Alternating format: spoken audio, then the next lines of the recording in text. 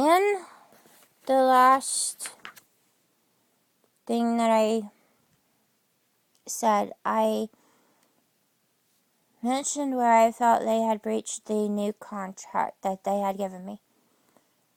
I want to say that I wrote a proposal of sorts, or a prescription if you want to call it that. And the reason I did that was because of something Tom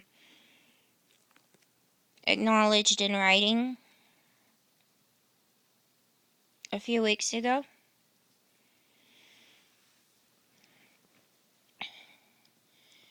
In writing on my in advocacy for me. He said that I'm extremely bright. Actually, I'm going to read it. And there's just 2 paragraphs that I'm going to read here.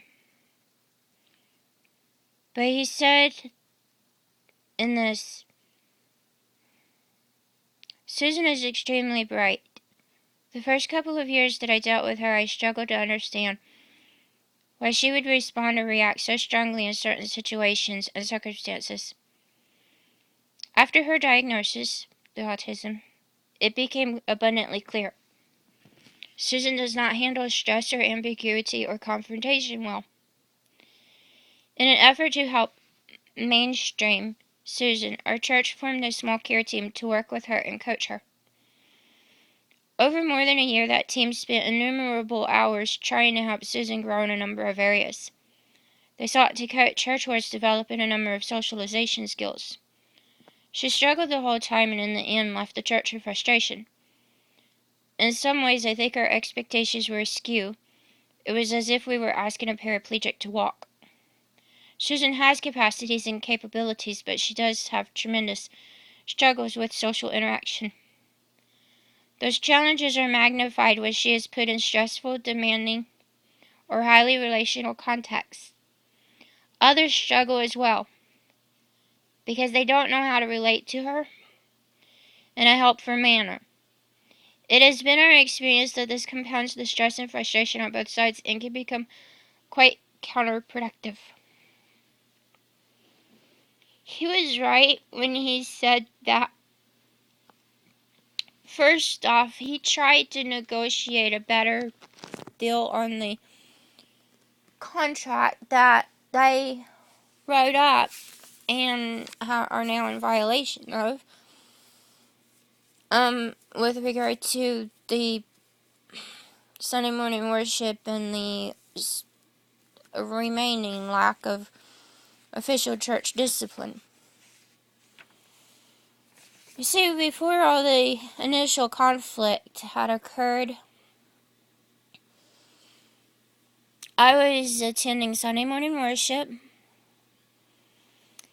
missions conferences, women's Bible study, other women's ministry events, choir. I was involved in children's ministry, at least to some capacity, either with Sunday school classes, VBS, MIT. I was also involved in life groups and the kiosk.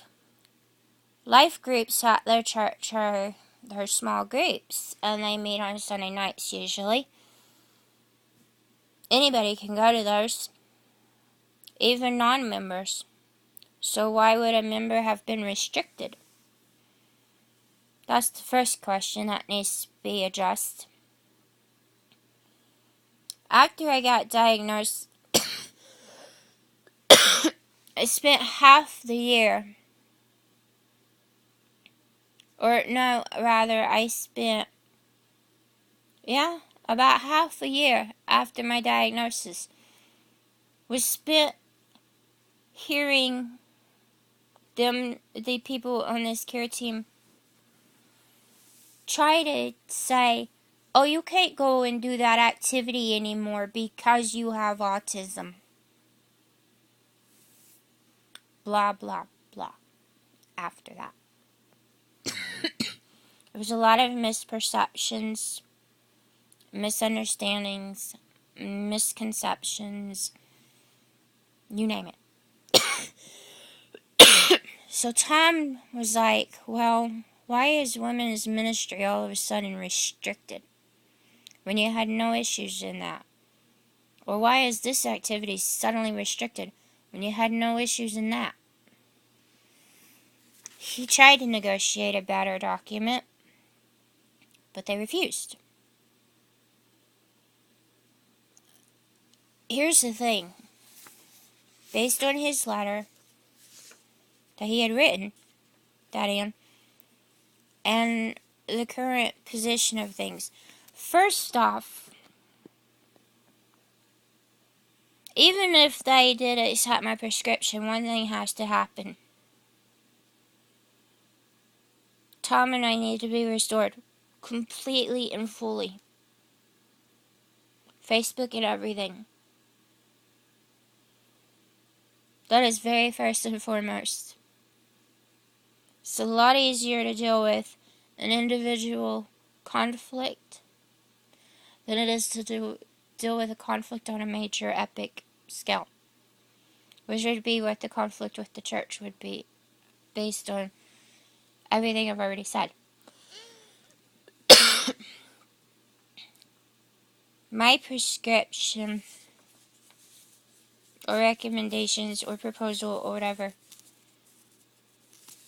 take some elements of what theirs was and add restoration into it, and it adds redemption into it.